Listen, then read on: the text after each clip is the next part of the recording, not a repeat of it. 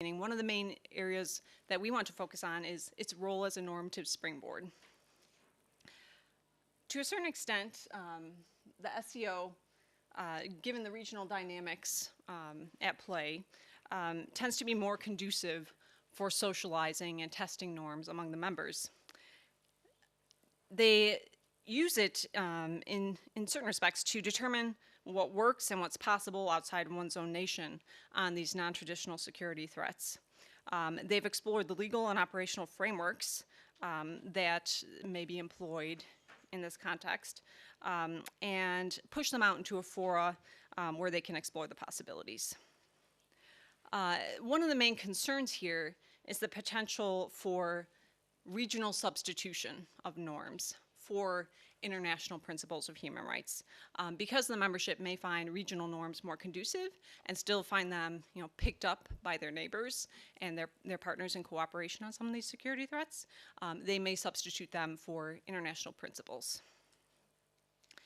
So the SEO has put in significant time and effort over many years to laying the legal and normative groundwork for cooperation, common principles, and best practices of their own. And over the years have gradually realized more and more operationalization of these norms and principles. In particular, some of the most important documents are the 2001 Declaration, the Convention on Combating Terrorism, Separatism, and Extremism that I mentioned, as well as a 2009 Convention on Counterterrorism and a separate agreement on cooperation in the field of information security, which Irina will discuss more.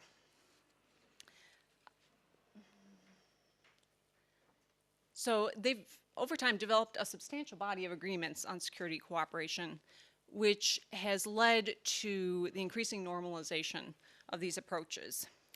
And I think in the case of China, in particular, the SEO is an example of China's increasing comfort level and boldness in handling of extradition practices that require cooperation from other states, particularly in Southeast Asia.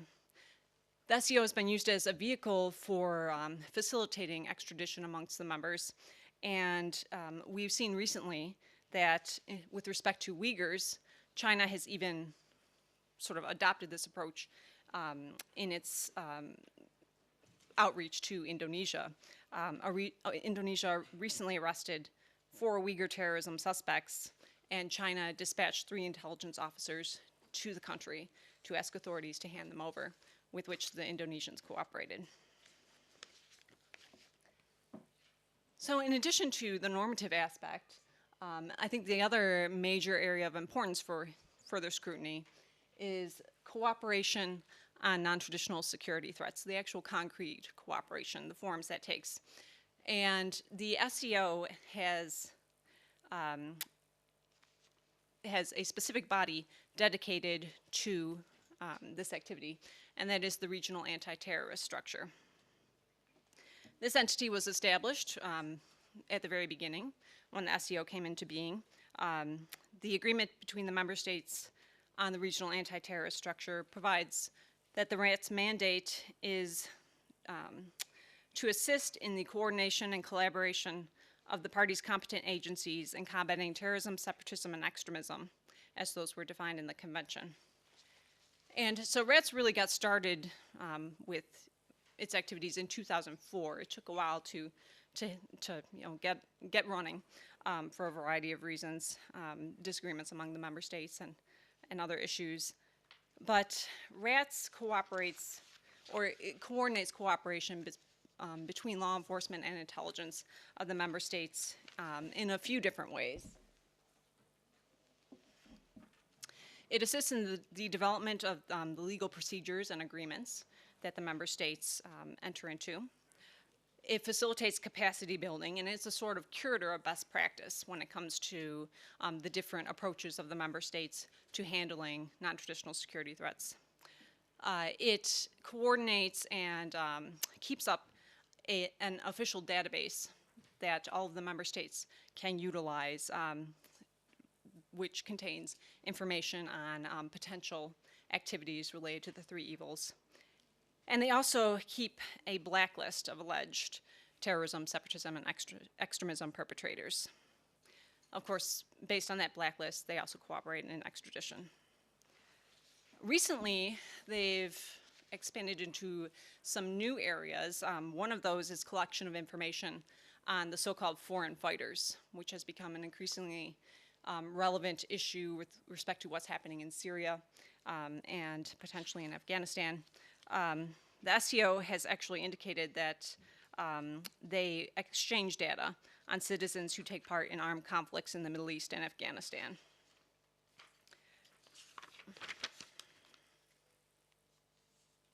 So this is what you find when you search for rats and the internet. The internet has become more and more significant to the body. What approaches is rats taking here? What are its actual activities concerning the internet? In 2013, at a conference of the Counterterrorism Implementation Task Force at the UN, rats representatives explained that a unified approach was lacking to disable websites of terrorist and extremist character that include propaganda narratives. And while not a lot of information is available about what's going on internally, in early 2014, in public media, RATS indicated that it had approved a draft provision on a unified register of internet sites used for the three evils, as well as a provision on the mechanism governing internet interaction between the relevant authorities of the SCO countries in the detection and prevention of the use of the internet for terrorist, separatist, and extremist purposes. And in its most recent discussions with the UN Counterterrorism Executive Directorate, by the end of 2014, RATS indicated that it had collected and distributed to its member states intelligence information regarding the use of the internet by terrorist groups active in the region to promote their ideas. And this is particularly concerning in light of recent statements by representatives of Russia and China concerning their future plans for the body. Nikolai Patrushev from Russia noted the need for a universal center to counter modern challenges and threats to security on the basis of rats. Xi Jinping, China's president, noted that the current focus of the SCO, and rats in particular, should be combating efforts of religious extremism and cyber terrorism. He flagged that stronger vigilance was required for surveillance against attempts of infiltration, manipulation by external forces, and he, in particular, flagged the potential for establishment of a mechanism for taking actions against cyber terrorism. So it seems like Russia and China, specifically, are interested in building on the institutional foundation provided within RATS terrorism, so-called cyber terrorism. So I'll speak a little bit about China's role in the SCO and in development of norms around in the internet and online freedom, and then I'll pass it over to Irina to talk more about Russia. So this is Xi Jinping looking skeptically at some computers. Two of the driving factors in China's current SCO cooperation are the increase in domestic attacks, which have been linked to the Uyghur population, and the withdrawal of NATO forces and the US from Afghanistan at the same time as the increase in ISIS activities. So you may be aware that China has experienced a number of violent incidents over the past couple of years, even spilling out of Xinjiang, which is where they've typically taken place in the past.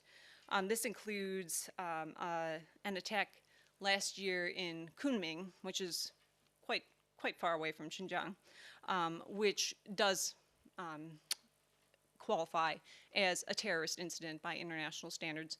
It resulted in numerous deaths and injuries at a rail station in the city there.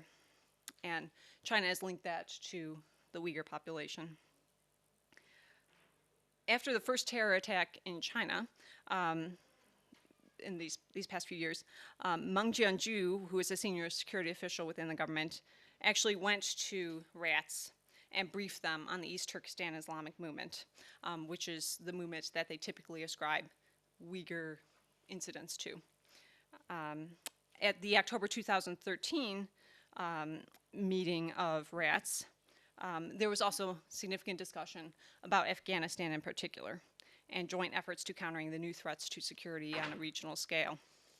So these are two of their main concerns, and they're exploring those and how to respond to those in the context of rats. Zhang Xingfeng, the director of rats, in June 2014, flagged the role of the internet in all of this. He noted many terrorists who carried out deadly attacks in China watched or listened to video or audio files online with extremist ideological content, but such materials are produced or uploaded outside of China. And this is consistent with China's approach to these types of domestic security incidents and potential threats to the regime in general. Typically, such threats are ascribed to what they term foreign hostile forces, and they're used as a basis for ramping up activities that will result in information controls and allow the state to control the narrative and what's potentially available to its population online. So the internet is key to their handling of what they consider a national security threat. And the terrorist use of the internet, so-called terrorist use of the internet, is something that they've been focusing quite a bit on. Recently, China has put out a draft anti-terrorism law. While this is still in discussion, and there's been a lot of feedback, including from the international community, about the content of this draft law, we'll see what comes of it. But right now, there are a number of concerning elements. The first being that the definition of terrorism actually combines all three of the evils in one. So it's interesting that they sort of developed the original approach of the SCO into this consolidated anti-terrorism law. According to the draft, terrorism includes thought, speech, or behavior that attempts to elicit panic in society, influence national policymaking, which reflects the original definition of terrorism, create ethnic hatred, subvert state power, which reflects the original SCO definition of extremism, or split the state, which reflects the original SCO definition of separatism, through violence, destruction, intimidation, or other methods. So it's a grab bag. And according to this law, if you interpret it literally, violence is not even required for an act to qualify as terrorism. The draft anti-terrorism law also contains a number of interesting provisions that relate to the SCO, one of which is the creation of a National Counterterrorism Intelligence Center, which appears to be an entity that could coordinate with rats on feeding of intelligence information through databases, syncing up of information about what is viewed as a terrorist threat. There's a number of provisions related to digital controls. One of their areas for control, as indicated in the law, includes internet, radio, telecommunications control. So that's definitely of concern. There's provisions specifically for intelligence cooperation with other states and external investigations. And this is an interesting inclusion because the 2009 Convention on Counterterrorism of the SCO actually attempted to expand the legal bases for such cooperation and facilitate actual pursuit by external agencies into the territory of one of the SCO member states to combat the three evils. They also note, which is interesting in their counterterrorism law, the interest in personnel based abroad, public transports, important facilities such as overseas oil pipelines, which they flag as potential targets of a terrorist attack. And that's interesting because obviously many of China's overseas oil pipeline interests are in Central Asia. So this seems to link fairly closely with the SCO approach. And finally, the anti-terrorism law has provisions for requirements for cooperation by companies with the Chinese government when it comes to turning over user information, as well as decryption plans. The anti-terrorism law includes a number of references to the necessity of having a way to decrypt communications if such protocols are in place. So Russia, I'll turn it over to Irina.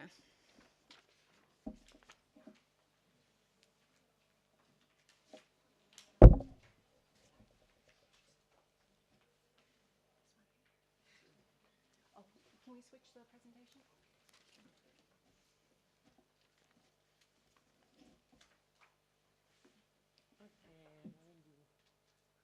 So let me introduce myself.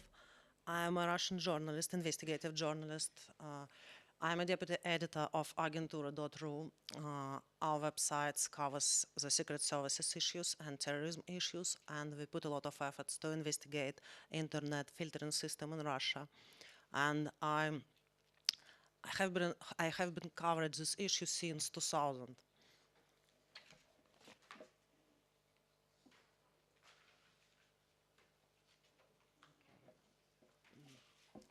Up to the point, Shanghai Cooperation Organization member states began to worry about the threat posed by the internet in the mid-2000s. The key point of documentation approved by the SCO at that time was the use of terminology, and the choice of terminology seems to be inspired by Russia.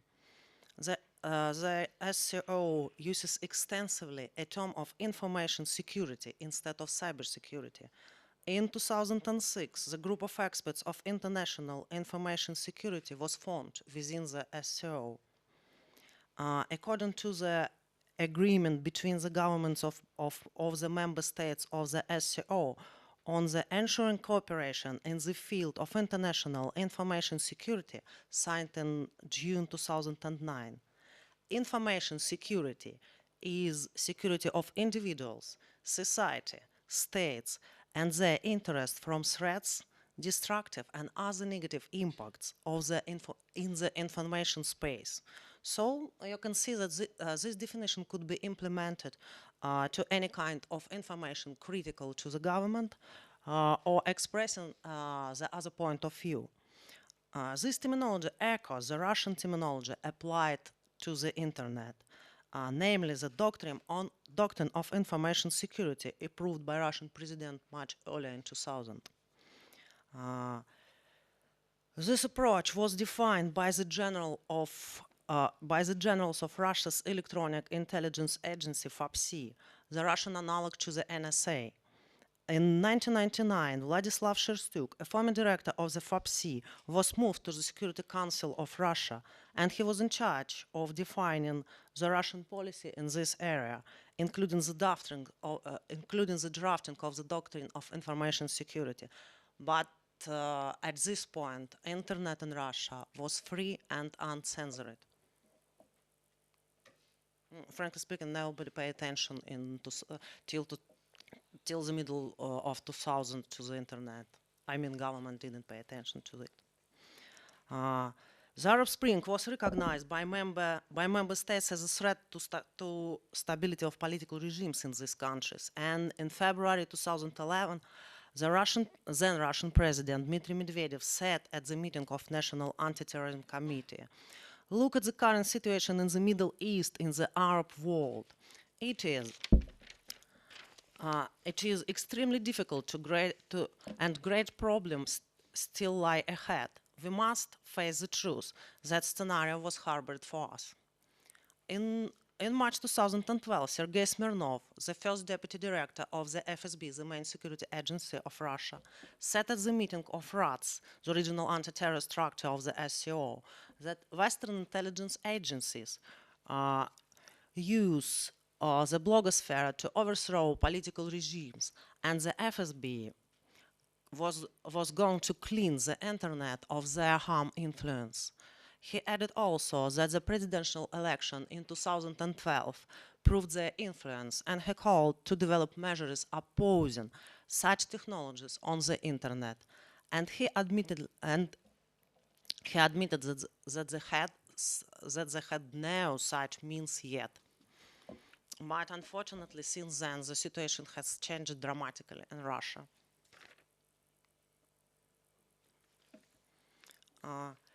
Since November 2012, we have been living in the country with the internet censored extensively by a nationwide system of filtering. This system has been constantly updated ever since. Now we have 4 blacklists of banned websites and pages. The first one is to deal with sites deemed extremist. The second is about sites blocked because of child pornography, suicide, and information about drugs. The third consists of sites with copyright problem, and the most dangerous one is the fourth. It was created in February 2014, and it lists the sites blocked because of they call for non-sanctioned manifestations. Thanks to the last one, the Russian authorities has been blocking 3 online independent media, among them Grani.ru, and a blog of prominent opposition politician Alexei Navalny for more than a year. And according to the recent official statistics of Roskomnadzor, that is a Russian supervising agency in charge of blacklist, 798 websites were blocked and put in the fourth blacklist. But as Russian activists counted, 448 of them are just mirrors of Grani.ru that publish a lot of stories critical of Russian government and covers opposition activity very intensive. The most recent legislation related to the internet is the bloggers law. This law came in force in August 2014. It requires bloggers with more than 3,000 followers to register and submit to the Russian media legislation. Bloggers using social media like Facebook, Twitter, or Russian social network ВКонтакте now have become a subject to penalties. And other companies also require us to store users' metadata for 6 months and give a free access for the security services to users' data. That's really disturbing. Global platforms have been considered. I mean, global platforms like Google, Twitter, or Facebook have been considered by the Russian government as a threat, mostly because global platforms prove to be not very cooperative with the Russian request to block information or provide data to the Russian secret services. The Russian system of surveillance and communication interception is based on direct access to the cables and servers for the security services, but global platforms have mostly their service abroad, and there is no reach for the Russian secret services. It was the problem that Sergei Smirnov had addressed in 2012. But the new provisions to the law on personal data, which will come in force in September, are to solve these problems. The law prohibits of storing the Russians' personal data anywhere but in Russian soil. So global platforms now faced with the challenge to relocate their service into the Russian soil. But at the same time, technically, the internet filtering system in Russia is not very sophisticated. Thousands of sites were blocked by mistake. According to activist statistics, more than 250,000 websites are blocked now, and so the most of them are blocked by mistake, 96%. At the same time, you want to access a blocked site, blocked websites using circumvention tools or very basic things like Google Translate. But in the end, only a few people got suspended sentence for posting critical things online, and a few people were sent to prison for posting something prohibited on the net. But surprisingly, freedom of expression on the internet in Russia has been hugely affected. And we can see that users have become more cautious in their comments. And Russian internet companies failed to oppose the filtering on the internet, and they failed to oppose uh, further interference of government into the privacy of the users. And the beauty of the Russian approach is that it does not need to be technically sophisticated to be efficient. So basically, the Russian approach is all about instigating self-censorship and intimidation. And now let's talk about implications for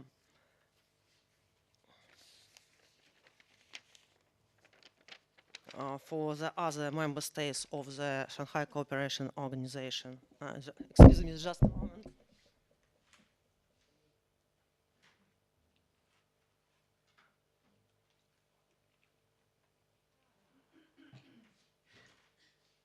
So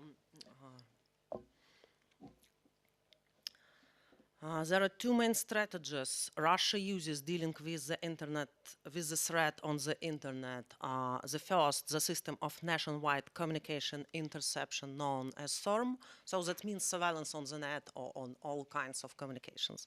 And the system of nationwide filtering. About interception. Russia has been significantly updating the SORM system after the protest in Moscow in 2012. And the latest version of the SORM came into force in April. And now this Russian SORM includes DPI technology and the deep packet inspection technology that that allows to identify users who post about particular things. About implications of Russian approach to Kyrgyzstan and Kazakhstan. Kyrgyzstan and Kazakhstan also updated their national interception system that is modeled after Russian SORM. And as my Kyrgyzstan colleagues told me yesterday, Kyrgyzstan parliament now is going to consider a new law on the internet filtering, and this law modeled after the Russian law. So that's really bad. And now we can see that that Roskomnadzor, this is a Russian supervising agency in the charge of blacklists, recently expanded its area of operation beyond the Russian borders and tries to censor information in Central Asia. The most recent example is the case of Kazakh's website Respublika. In January 2014, Roskomnadzor sent a warning to the editorial office of the site requesting Respublika to remove some religious cartoons. In reality, it was a photo of the cover of French magazine Charlie Hebdo with some image of the Prophet Muhammad. But Respublika refused to comply with the Russian request, but there is a really bad sign that Roskomnadzor and Russia are going to disseminate their power beyond their borders. And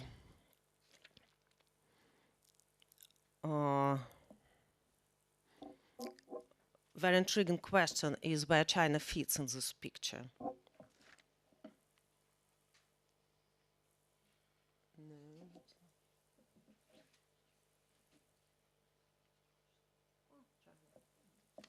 China and Russia.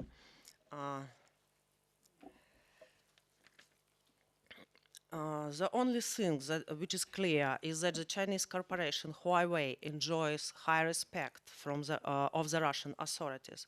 Huawei is not is not only the long-standing partners for Megaphone, one of the national Russian operators. Huawei supplied the DPI technologies, deep packet inspection technologies, to this operator, And however, was also chosen by Rostelecom, Russian state-controlled biggest operator, in 2013 as a supplier of DPI technologies for Rostelecom nationwide network. But for some unclear reasons, the contract was cancelled. And another there is another interconnections between China and Russia and China influence on Russia. In December 2013, a new crime was added to the Russian criminal code. The new crime is public calls for separatism, and this term clearly originated in the Shanghai Cooperation documentation. So that's all. Thank you.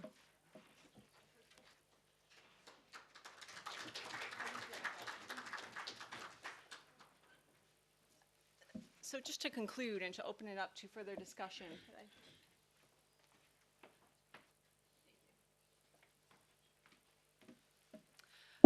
So I think it's clear that the SEO is one to watch when it comes to the issues of norms development with respect to cyberspace as well as other norms and potential regional substitution for international norms, as well as actual practical cooperation among states when it comes to non-traditional security threats.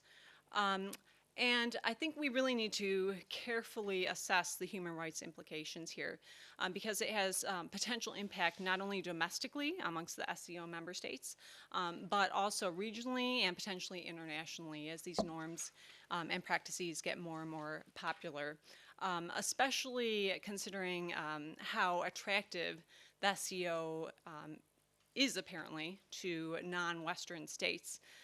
Such as Syria, Afghanistan, Turkey, the states that are clamoring to join the SCO and the states which are currently observers or dialogue partners. I think we really need to consider what's attractive about the SCO as opposed to what may be considered traditionally Western-run vehicles such as the Freedom Online Coalition, and what can we learn here. I note that the SCO and specifically the Regional Anti-Terrorist Structure has signed a number of protocols of understanding, MOUs, with its observer states. And as I mentioned in the beginning, that's Iran, India, Pakistan, Mongolia, and now Afghanistan. In particular, after Afghanistan became an observer state, RATS really seemed to push forward these protocols for cooperation, which is interesting given the potential withdrawal of NATO forces and the uptick in the threat from ISIS. So especially given that we're holding this conference in Mongolia, it'd be interesting to explore what are the implications of cooperation in the observer capacity. I also want to flag for discussion, how are the Freedom Online Coalition and the SCO similar? Are they actually two sides of the same coin? And for Game of Thrones fans, here is Arya Stark accepting her Braavosi coin. Are they two sides of the same coin? The FOC is, in some respects, a mirror of the SCO. They have similar purposes and dynamics, but just geared towards different ends. Obviously, within the FOC, the ends are the notion of internet freedom, whereas within the SCO, the primary concern is internet sovereignty, foreign threats, and terrorism, separatism, and extremism. But both of these are vehicles to establish agreement on particular approaches to common problems in various regions and to sort of stabilize the norms process and practical cooperation. So I'd like to open it up to discussion, just flagging some of those themes, and what is the future trajectory about the SCO, and what are the potential lines of competition between the SCO, FOC, other bodies, especially given that the SCO is increasing its standing internationally at the UN level. The Counterterrorism Executive Directorate talks to them all, and regionally and even beyond. Some questions to flag for discussion. With respect to both the FOC and the SCO, the significance of definitions. Also, the idea of politicized conceptualizations versus actual international law. Both the concept of internet freedom as well as that of internet sovereignty are sort of state glosses or veneers on the underlying international human rights law principles. So, do we need to get back to the foundational international human rights doctrines rather than taking these politicized or emphasizing these politicized approaches? I think the SEO is also an excellent example of the slippery slope that happens when it comes to combating so-called terrorism and separatism or extremism online, and emphasizes the role of the internet in national security paradigms. We're seeing this especially in the US, the assertion that encryption and anonymity will lead to increased terrorist and criminal effectiveness because these nefarious actors will utilize this type of software. This concern with non-traditional security threats and how that plays out in the internet space is something that merits further consideration.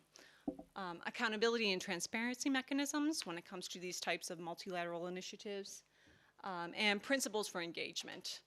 Do we have enough standards and scrutiny in place before deciding to cooperate or engage in a particular mechanism? So I'd like to open it up to the floor now for more discussion. You can flag particular questions that you may have about the SEO or its member states, or raise additional issues for discussion, but definitely interested in your thoughts. Oh, and can you introduce yourself when you speak? Stanislav Budnitsky, SEGDA Foundation, Ottawa, Canada. Thank you to both panelists. My question is about the SEO document that was proposed to the UN in mid-January this year, if I'm not mistaken. And I can't remember the name exactly, but it's something along the lines of Code of Conduct for Information Security or acting in cyberspace. So I was wondering if you could comment on its fate afterwards, how it has been received by the international community. And also specifically, because it's the second iteration of the same document from 2011, how is it different? And whether its reception has been different in light of the kind of Snowden revelations that took place kind of in between the two documents, if the international community, let's say, was more welcoming of this proposal. Thank you. Sure. Frankly speaking, I didn't compare these two versions of one document, but I have a discussion with one of the authors of this document, Andrei Krutskih, who is the representative of foreign affairs, and very important of drafting such a document. And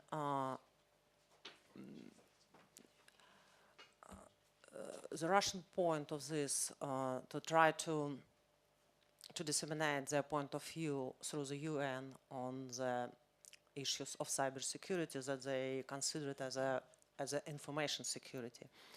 And after Snowden revelations, it became easier for them to find supporters in the UN and even in the European Union. You know that Germany, such states like Germany and France support some Russian initiatives in terms of to construct some kind of borders in the internet and try to secure their citizens' information from NSA interception.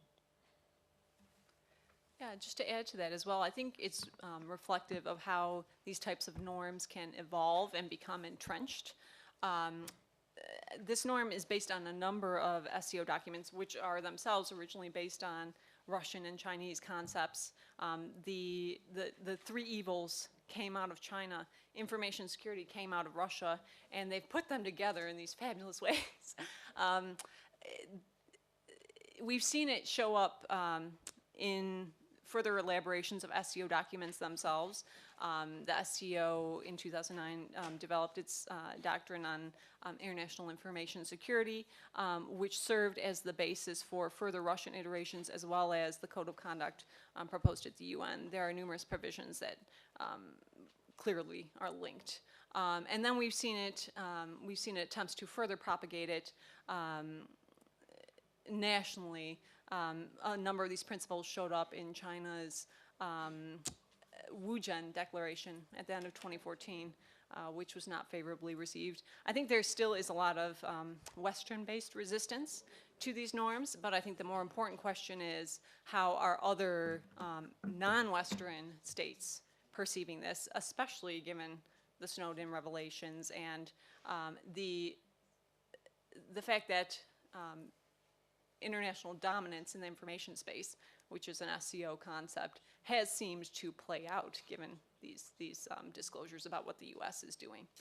So yeah, something to be. I think we'll see it some more too.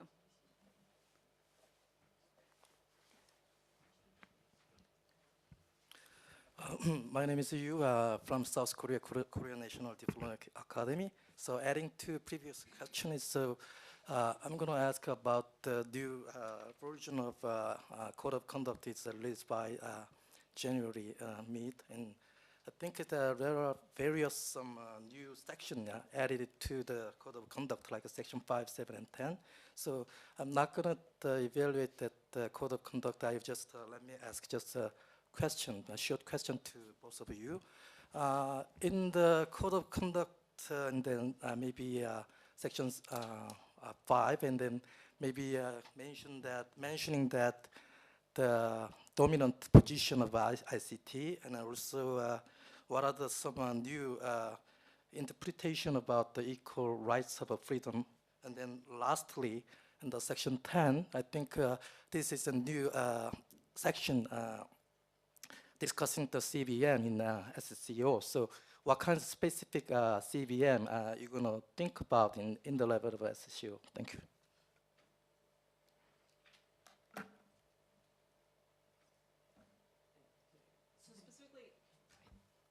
Specifically on the confidence building measure question, I think the SEO is a very important forum for confidence building measures regionally, because especially given the fact that these states are neighbors, they share borders, and at least when it comes to the example of China, there's a lot of concern about cross-border activity, given that Xinjiang is right along there next to Central Asia. I think having these kinds of agreements in place definitely provides mutual reassurances. And I think the regional anti-terrorist structure in particular helps further solidify those and establish links between the law enforcement and intelligence bodies of these different states. So I think the SCO has been able to achieve confidence building measures there. But I think an interesting question then is, what can we learn from that if we want to think about confidence building measures between the Western states and Central Asia, Russia, China?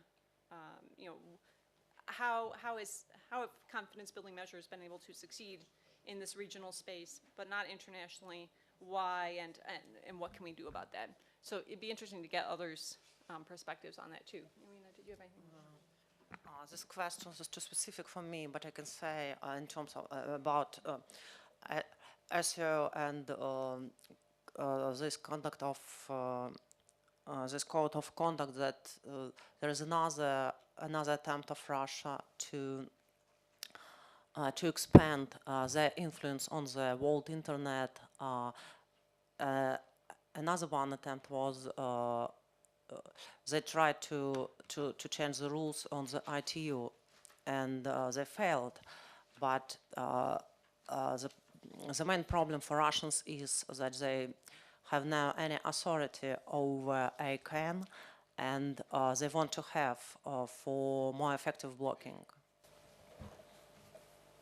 of websites.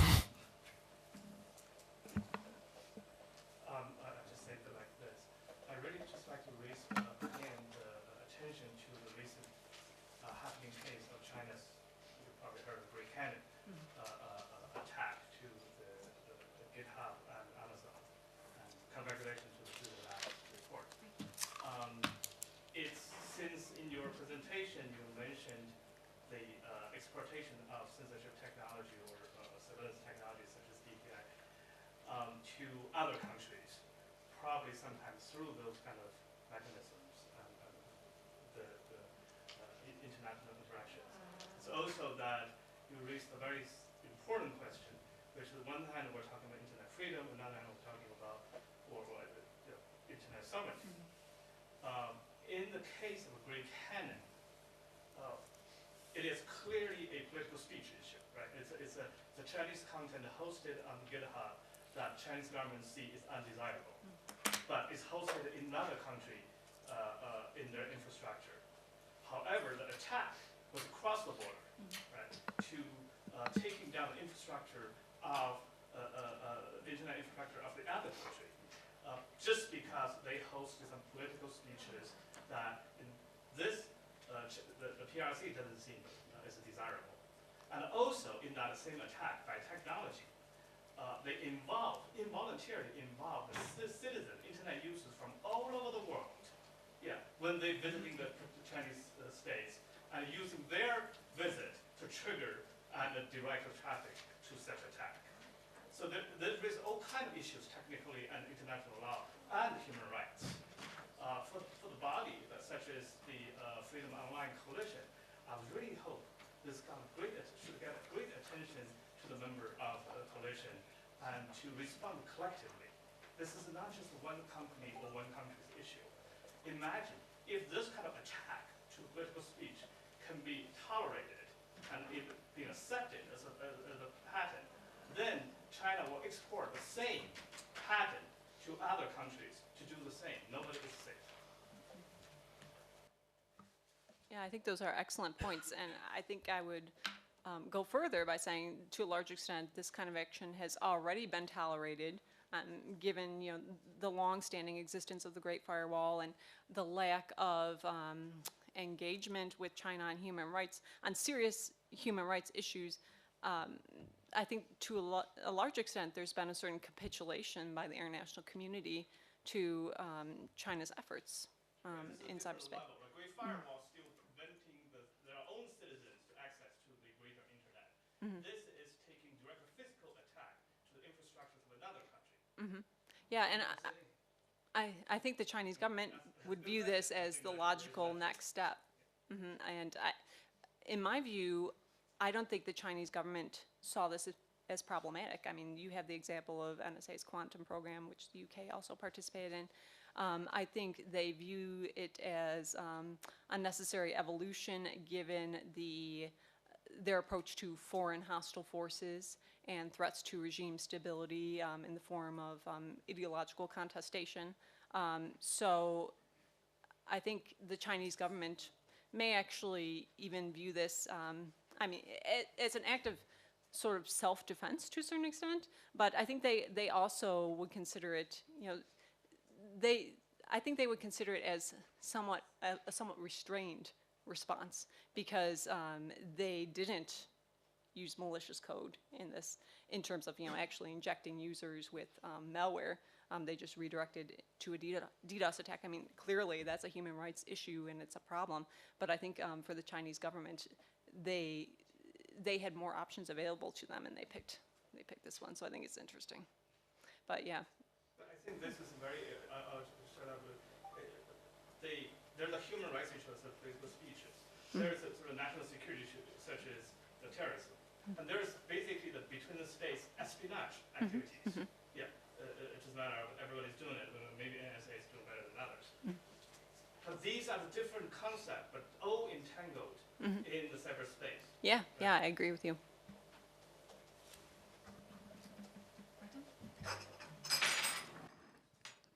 Artyom Garenov, Kyrgyzstan, Civil Initiative on Internet Policy. So I have several questions. So in so-called normal situation, generally CO looks like more declarative organization, but so currently given the strengthening ideology of Russia with confrontation with West, and that is shared with China, so like two of the biggest players share the same idea. Do you see any increasing of activity of SCO, like sharing information, like increasing pressure on like people and so on? The first question. Another one. So we know that so about so like Convention on Information Security within SCO. Yes. So I've heard from colleagues from Russia that it's been referenced a lot in Russia, but I haven't seen any reference in Kyrgyzstan, for example, or in other states. I don't know about China.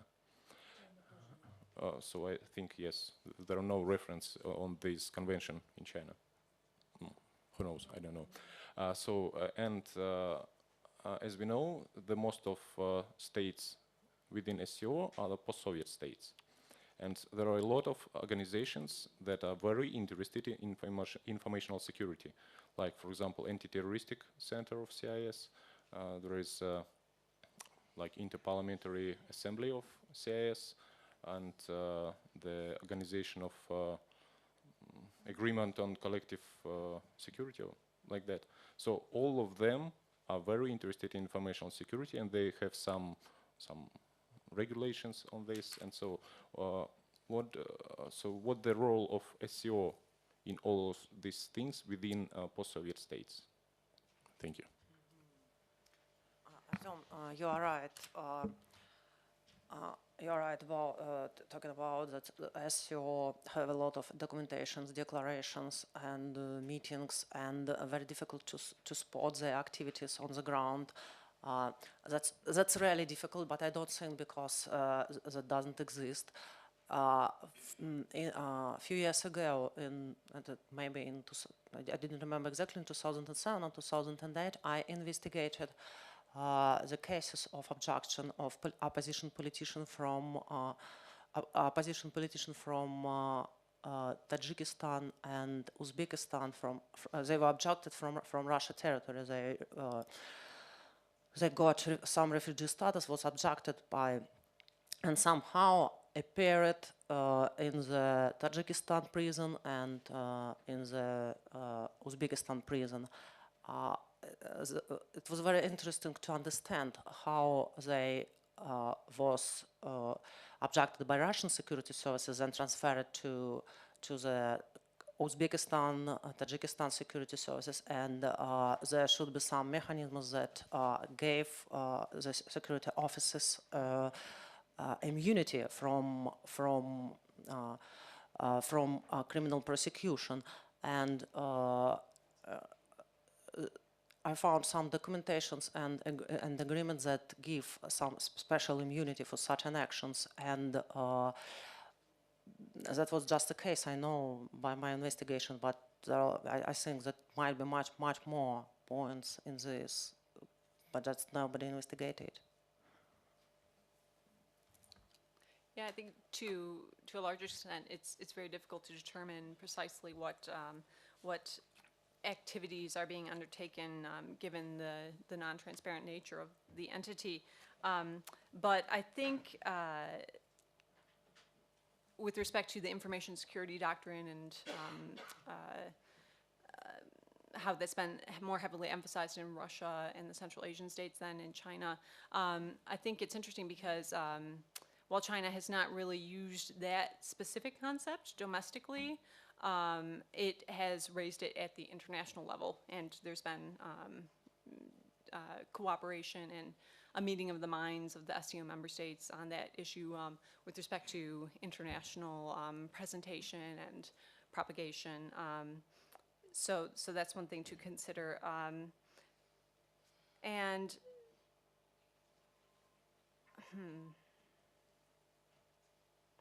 Yeah, I'll just leave it there for now. Any other questions?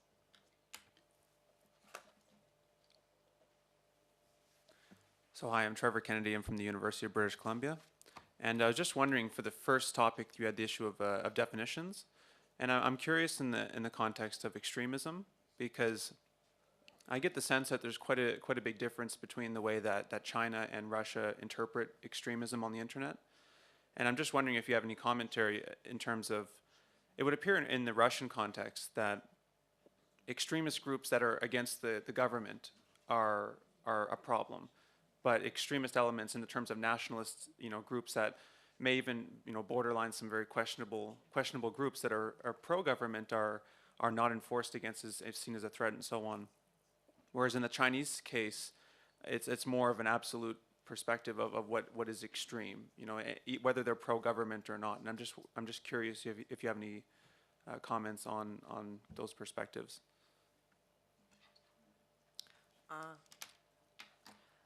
In Russia, extremism means they combine they combine two things. So that's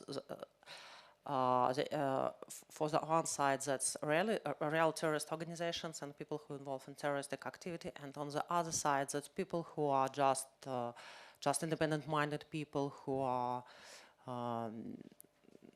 post some kind of dissent to the authorities, and opposition politicians and human rights activists. So they define extremism, Russians define extremism in a very wide way.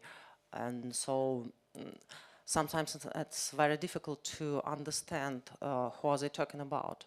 And mostly right now they're using the terms extremism, they're mostly talking about opposition politicians and human rights activists and civil activists. That's their approach. Yeah, and I think extremism is also being used specifically amongst the SCO members concerning ISIS and other threats that are linked to Islamic interests. So I think that's an important use of the term to keep an eye on, and whether or not there's potential human rights implications there.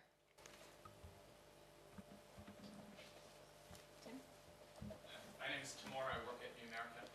I was really intrigued by a slide of the Freedom Online Coalition and then the Shanghai Cooperation Organization, which made me think, I think, the GCCS process that would actually also maybe cluster that with the Freedom Online Coalition and the SCO. I was curious to what degree, what do you think of the SCO IPSA summit this year, and how the collaboration between the SCO and India as an observer country into this? Especially you mentioned the Snowden revelations, of what in your research you've seen, how those two groups come together. Well, I think it's pretty clear that the SCO is popular. I mean, I think this is a body that's not going to go away, and it represents certain normative approaches that aren't going to go away. And unfortunately, I think we've got this sort of these two tracks: the internet freedom track and the internet sovereignty track, which, as I mentioned, are very politicized in nature.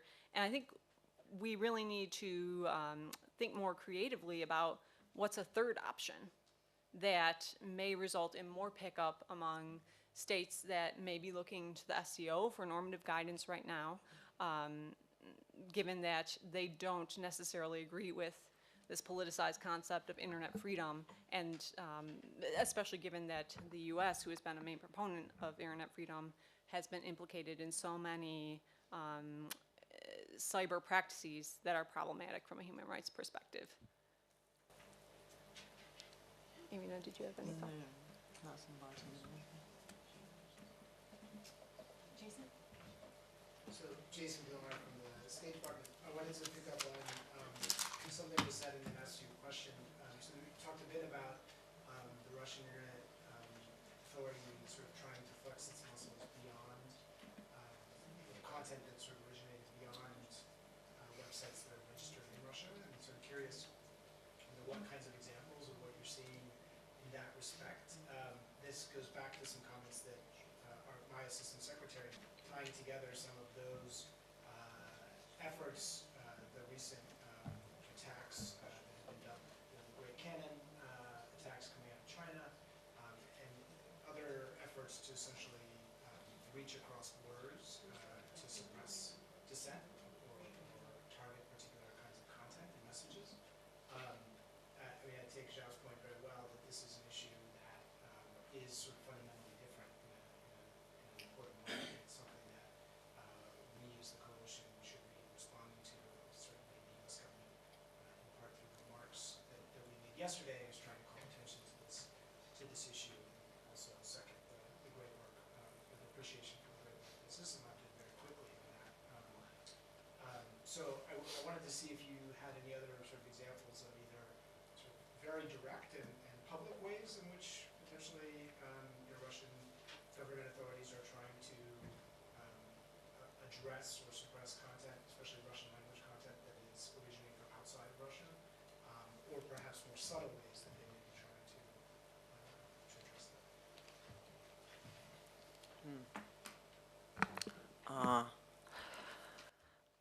the Russian government considered all content that published on in Russian language, like their own territory for actions, and they didn't make difference.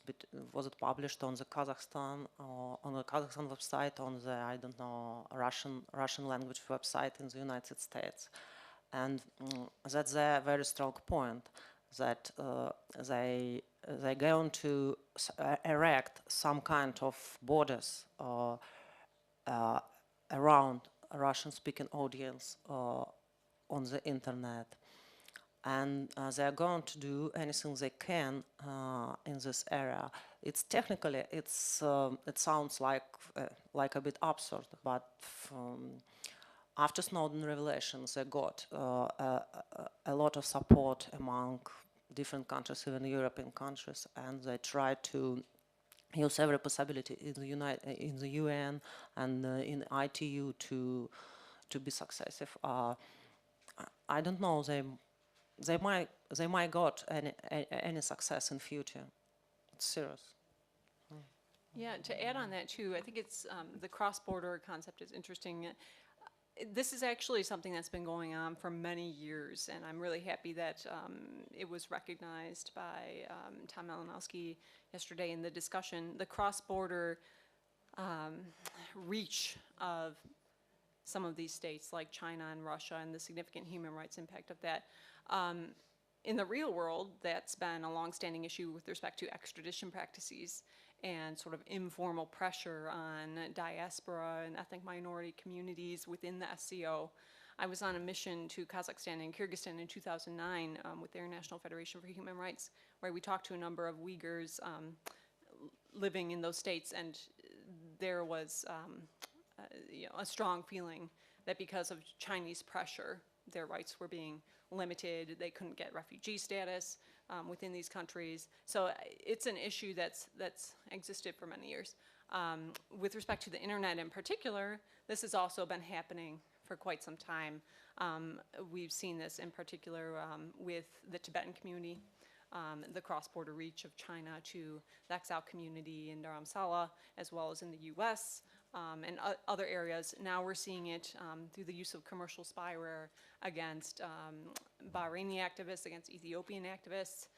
So I think there does need to be more attention to the efforts of states to extend their reach in the real world as well as in cyberspace, and also whether or not our own practices, our own state practices, may be facilitating that, in particular with respect to the commercial spyware industry, where Western companies are actually giving them the tools to do this. Because it's not necessarily an easy proposition, depending on the security posture of the target.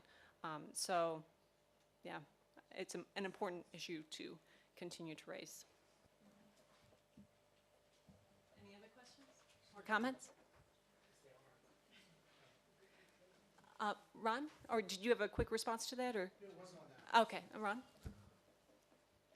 I would just say one general comment about organizations like the SCO, why it's important to study them for considerations around internet freedom, global cybersecurity.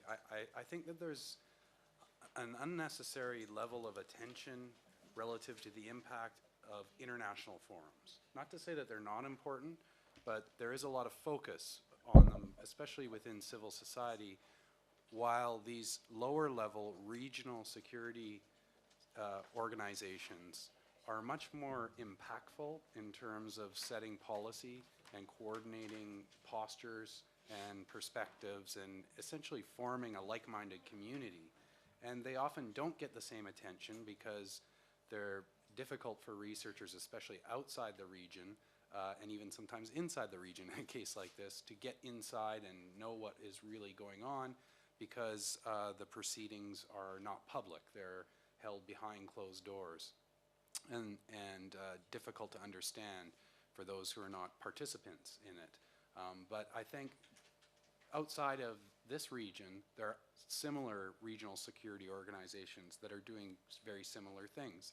The Gulf Cooperation Council, for example, I would point to, and others as well. So it's just a general comment.